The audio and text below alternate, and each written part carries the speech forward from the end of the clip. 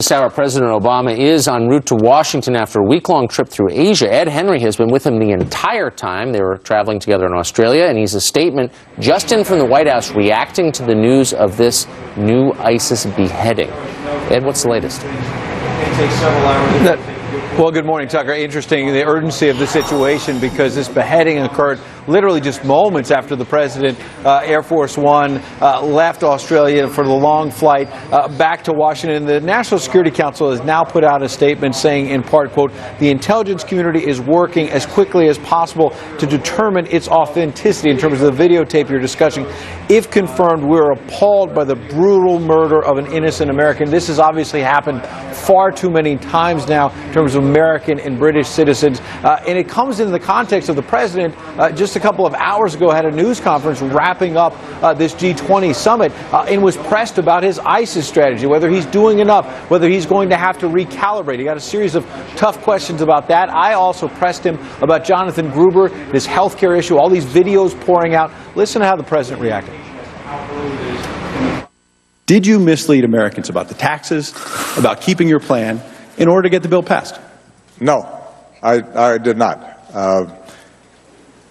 I just heard about this. I get well briefed before I come out here. The fact that some advisor who never worked on our staff expressed an opinion that I completely disagree with in terms of the voters is no reflection on the actual process that was run. We had a year-long debate, Ed. I mean, go back and look at your stories.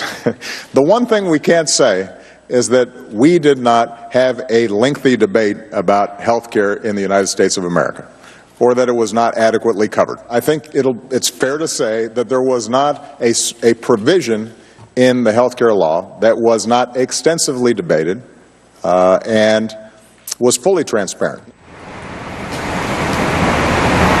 Now, the president went on to say that as the second year of enrollment has begun basically this weekend, that he believes the law is going smoothly. Obviously, Republicans beg to differ and are going to be zeroing in on the president, saying, look, some advisor, I've just heard about this, some distance he's trying to create between himself and Jonathan Gruber, when we now know that Jonathan Gruber was in the Oval Office, in the White House, talking to administration officials multiple times as they put this law together. That's why Republicans in recent days have said they plan to have hearings on Capitol Hill when Republicans take over the Senate and really dig in on this. And obviously there's going to have more votes in the days ahead trying to repeal this law, guys.